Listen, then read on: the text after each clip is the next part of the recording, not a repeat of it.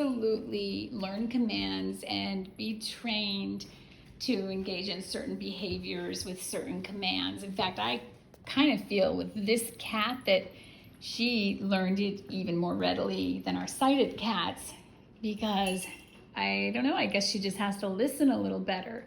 So we've trained her to chase her favorite furry little toy, an Mouse. We've trained her to that word to know that it's time to get ready to sort of fetch it, to chase it and play that game. And I'm going to show you how she responds to the training. The first thing you have to do though with a blind cat, kitten, you have to make sure there's not a lot of other noise going on when you have a game you play with them or you're training them or teaching them commands. So this is Murdock. She's about a year old and she's completely blind. She is missing one eye entirely and the other one is basically deformed and non-functional. So she has no sight whatsoever.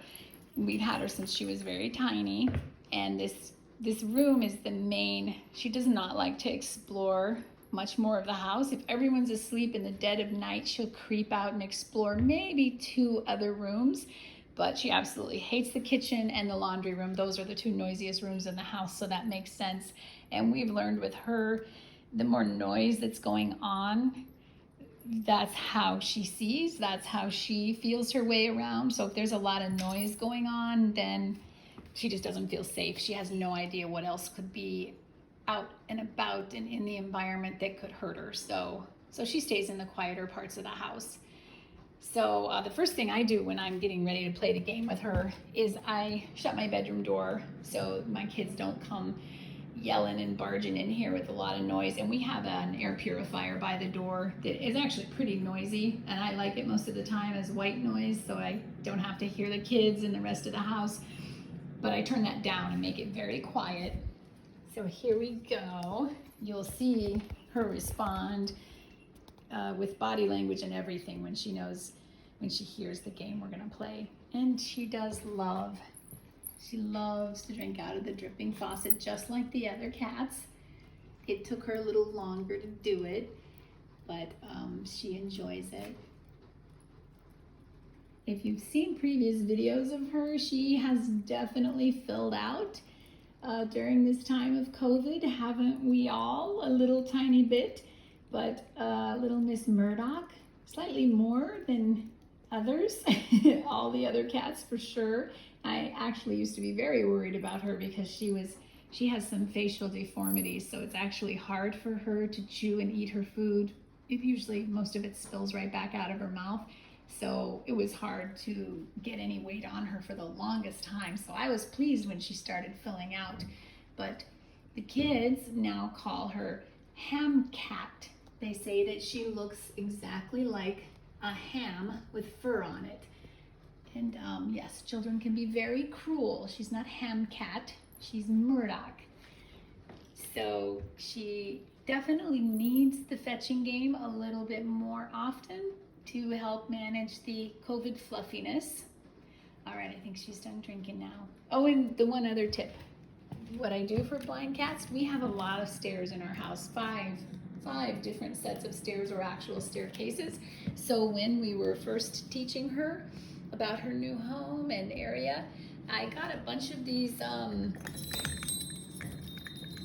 forgot what they're called.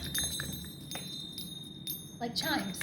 Yeah, like wind chimes. I got a bunch of small ones and I attached them to the banister rails, and I put them, because at first she would walk along and she would sort of hug the walls and hug the furniture and feel her way.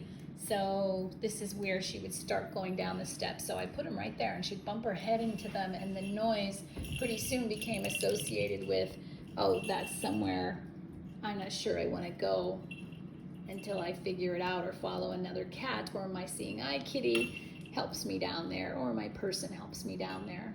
So this is a fantastic tip for anyone else who might have a blind kitten or be fostering one. Different textures on the floor as they're walking. We'll tell them if they're coming to an area they want to slow down, be careful, or completely avoid, and things like this, bumping into something that makes noise like that was really helpful. All right, so I should have wasted enough time so she doesn't know we're gonna play. So see, if I just talk to her normally, you'll see the difference in how she acts. Kitties, my babies, good girls. And then if I say, Mousy, see, there go my kids, right when I'm about to play. Mousy, Mousy. See, she gets in position. She's down in hunting and stalking mode. Mousy. The trick is when you throw the toy, it doesn't make noise by itself. Sometimes they make one with a bead in it that rattles. They don't anymore. So you have to make it make as much noise for as long as possible so she can track it. Mousy, Mousy, ready, Mousy. So I sort of slide it along the floor.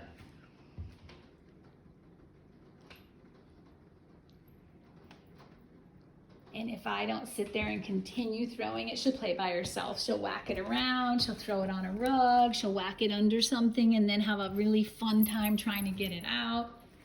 Mousy, Mousy, Mousy, Mousy, Mousy, Mousy.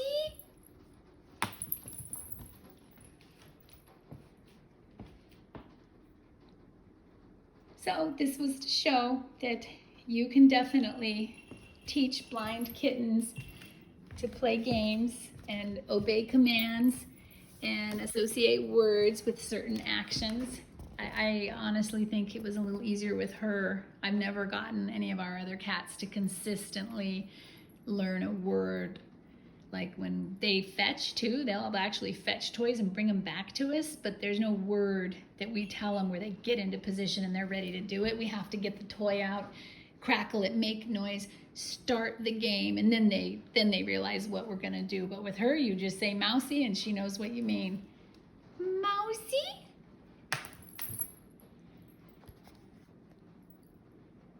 So there's a bit of blind kitty training.